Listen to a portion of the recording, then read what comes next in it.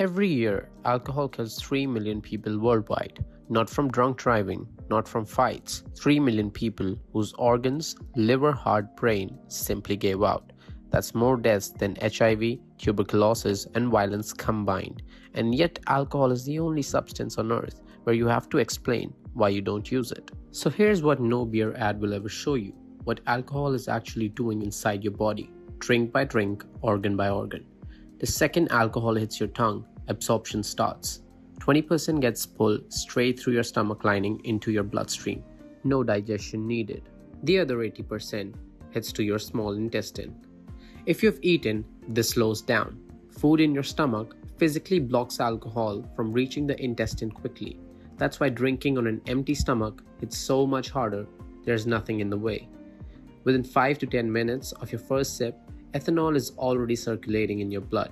Your liver gets first dips. It can process roughly 1 standard drink per hour. That's it. 1. That's not a suggestion. That's a hard biological ceiling. Every drink beyond that spills over into your bloodstream unprocessed. That overflow is what makes you drunk. Here's the part most people don't know. When your liver breaks down alcohol, the first thing it produces isn't something harmless. It's acetaldehyde, a compound classified as a group 1 carcinogen, the same category as asbestos. Normally, your liver converts acetaldehyde into harmless acetate quickly, but when you drink faster than it can keep up, acetaldehyde builds. That's what causes the nausea, the flushing, the hammering headache the morning after. You're not hungover from alcohol, you're poisoned by its byproduct. Meanwhile, alcohol reaches your brain within 5 minutes, and it goes after 2 neurotransmitters immediately. First, it boosts GABA, your brain's brake pedal, the thing that slows neural activity down. Then it suppresses glutamate, the accelerator. The result? Your brain runs quieter, slower, looser. That feeling of relaxation after your first drink, that's not you unwinding. That's your prefrontal cortex, the part responsible for judgment, decision making, and impulse control, going partially offline. By drink 2 or 3, your cerebellum, which handles coordination and balance, starts lagging. Your speech slows, your reaction time drops. You feel fine, you're not fine. At higher blood alcohol levels, something quieter happens. Your hippocampus, the brain's recording device for new memories, essentially stops working. It's not that you forget the night, it's that the memory never formed at all. Alcohol is a diuretic.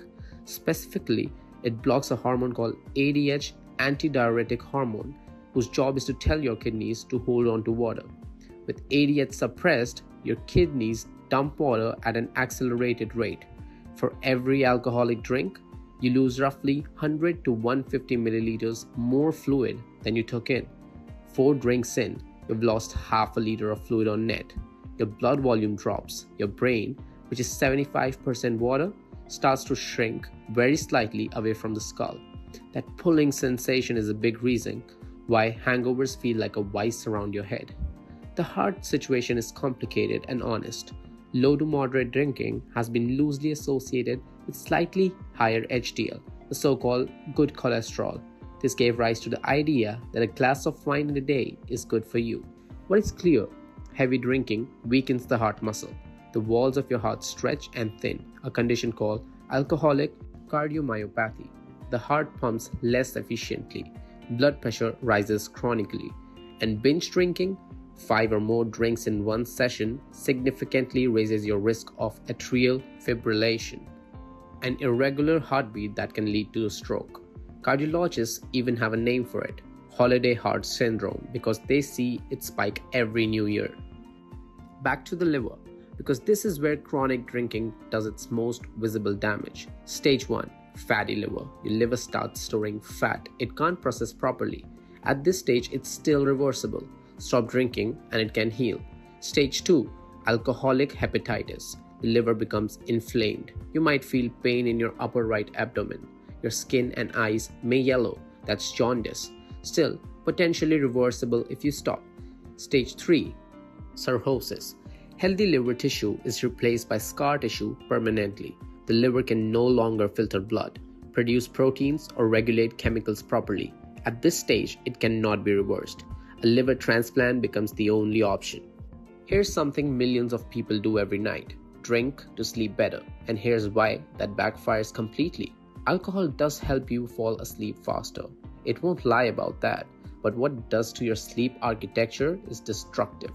In the first half of the night, alcohol increases deep sleep, but as your liver metabolizes it, there's a rebound effect. In the second half of the night, you get more light sleep, more wakefulness, and critically, far less REM. REM sleep is when your brain consolidates memories, processes emotions, and essentially does its maintenance.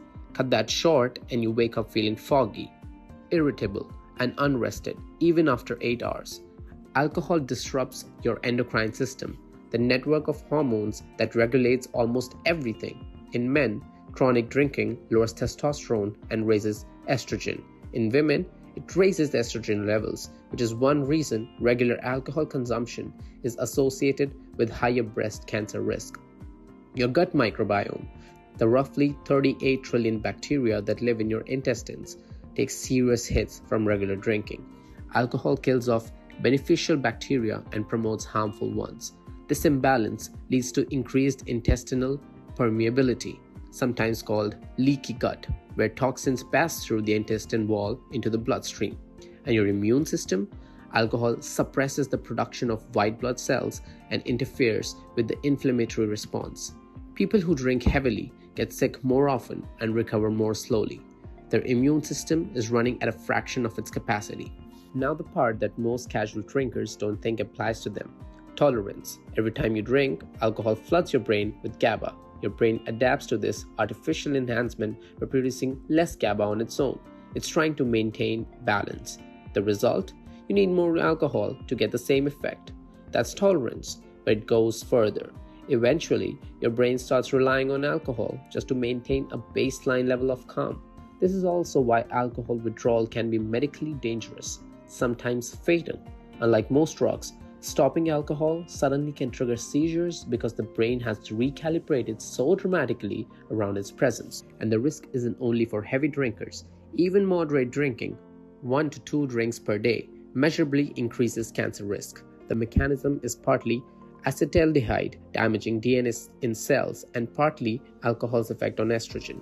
This doesn't get talked about at dinner parties, but the biology is unambiguous. Here's what I'm not going to tell you.